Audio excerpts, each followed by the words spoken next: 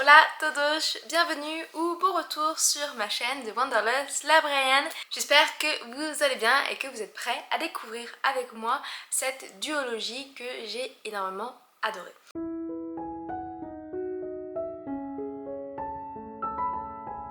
Si vous êtes des habitués des réseaux littéraires, vous avez dû voir passer le nom de Rebecca Ross sur Bookstagram ou encore Booktube, notamment parce que sa dernière duologie, Divine Rivals, a fait l'objet d'une édition limitée avec Fairyloot, et donc j'ai vu passer 2-3 fois cette couverture assez spécifique à Fairyloot sur Bookstagram notamment. Alors aujourd'hui, on ne va pas parler du tout de cette duologie de Rebecca Ross, mais plutôt d'une de ces séries qui n'est pas assez présente, je trouve, sur les réseaux, et c'est bien dommage parce que j'ai beaucoup aimé cette duologie. C'est de la young adult un petit peu cosy avec de l'action, quelques intrigues très intéressantes et tout un univers assez bien construit et assez riche à mon goût.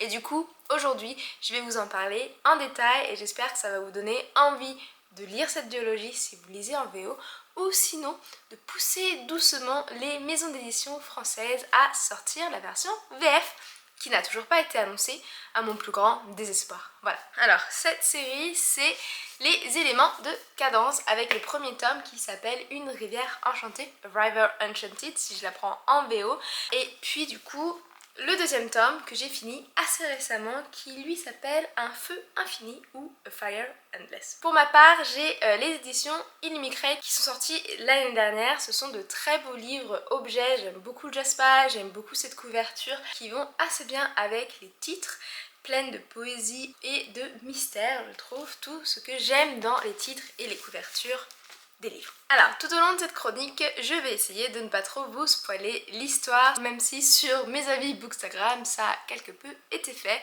On va essayer d'être un petit peu plus prudent ici. Par contre, je peux tout à fait vous dire de quoi les éléments de cadence parlent, notamment la quatrième de couverture de ce premier tome.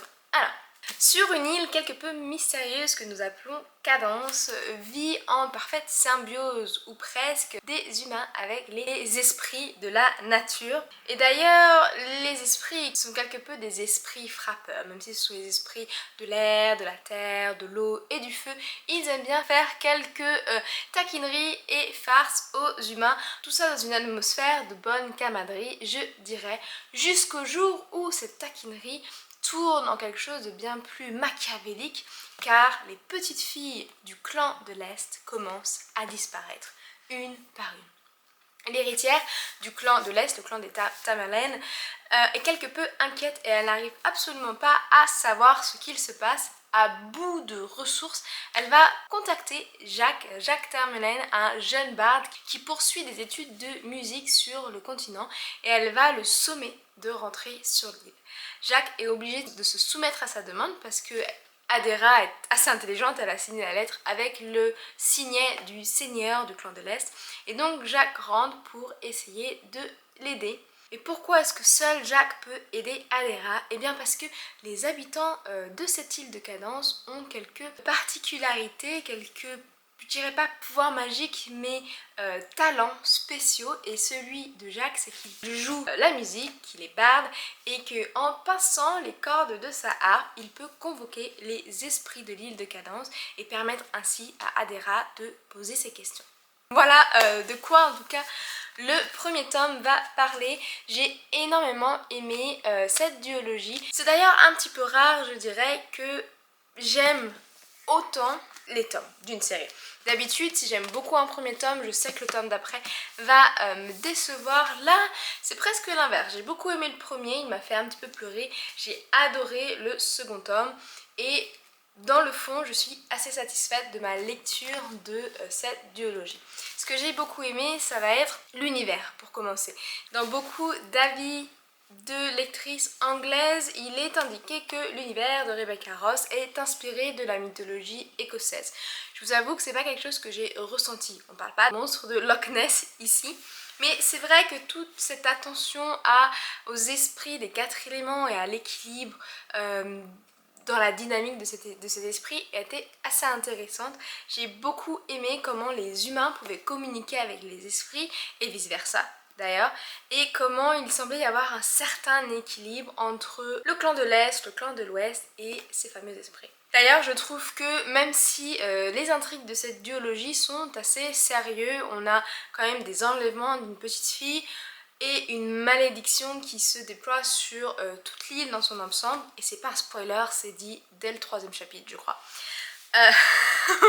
Donc même si on a quand même des intrigues et des épreuves quelque peu sérieuses, j'ai trouvé qu'il y avait quand même une atmosphère de cozy farming, comme si vous jouez à ces jeux vidéo The Sunset Valley ou quelque chose comme ça. Je trouvais ça intéressant. Nous avons les deux clans, que ce soit le clan de l'Est ou le clan de l'Ouest, sont deux clans qui sont agriculteurs, très proches de leur terre, notamment le clan de l'Est, c'est un clan qui est ultra ouvert, qu'on suit dans tout le premier roman, qui est ultra ouvert, ultra accueillant, ultra collectif également. C'est vraiment une communauté qui interagit tous ensemble comme si c'était une grande famille, et du coup ça nous permet de rentrer dans l'histoire et dans cet univers en douceur, comme si on était accueillis à bras ouverts pour rejoindre les aventures d'Adera, Jacques, Taurine et Sidra. Voilà. D'ailleurs, en parlant de ces 4 personnages, je les ai également beaucoup appréciés. Le premier tome m'aura fait pleurer pour Sidra et Taurine.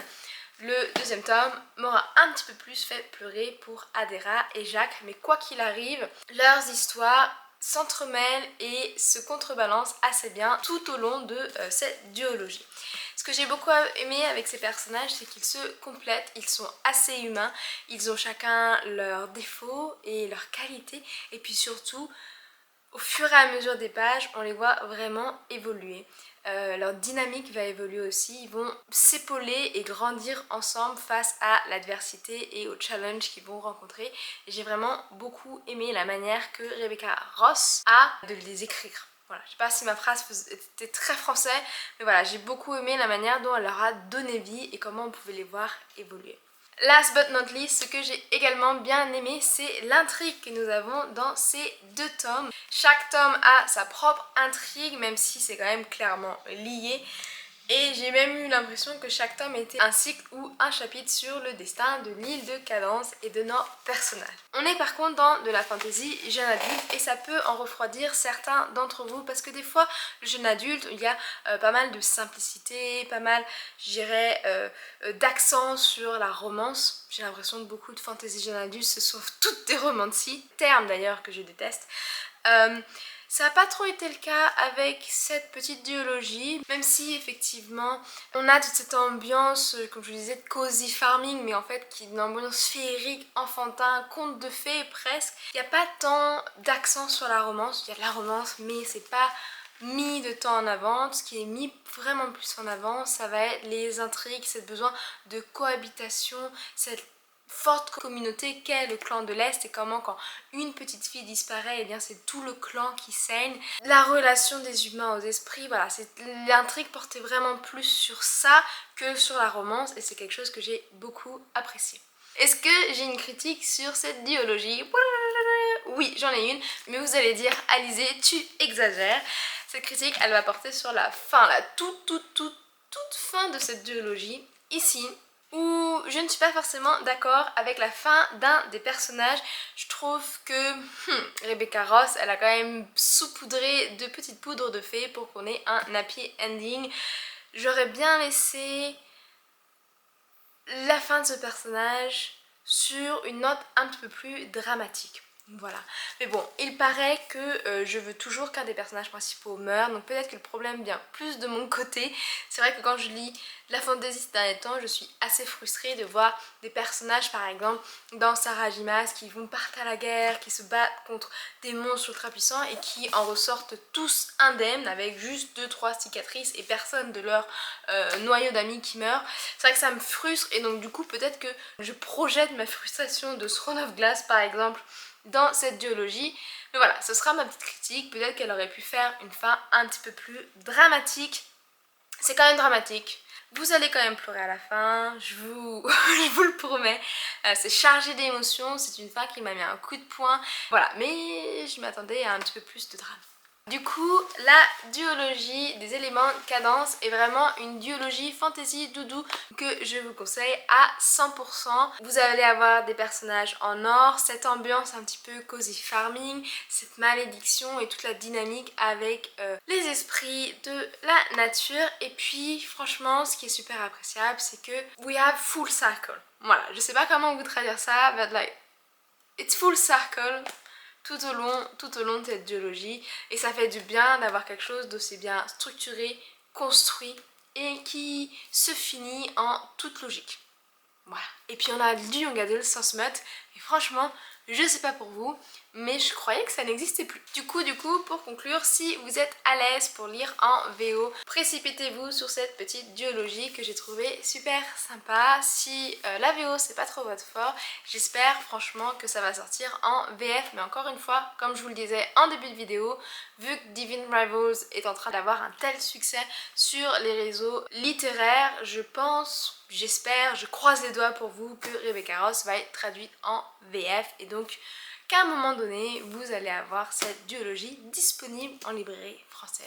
Voilà, j'espère que cette vidéo vous a plu. C'est la première fois que je vous fais une vidéo vraiment centrée sur une série sans aucun spoil. Je pense avoir relevé le challenge et je risque de vous refaire ce type de vidéo pour d'autres séries de fantasy, parce que petit rappel, mon objectif de 2023 c'est de finir mes séries, et ce mois d'octobre est assez productif par rapport à ça. Si vous êtes resté jusqu'à la fin, je vous en remercie. Mettez-moi, je sais pas, une petite fée dans les commentaires, comme ça je le saurai. Comme d'habitude, mettez un petit pouce en l'air sur cette vidéo, ça me fait toujours plaisir. Et puis si ce n'est pas déjà fait, abonnez-vous à la chaîne, et puis moi je vous dis à la semaine prochaine pour une autre discussion autour de mes lectures. Voilà, ciao!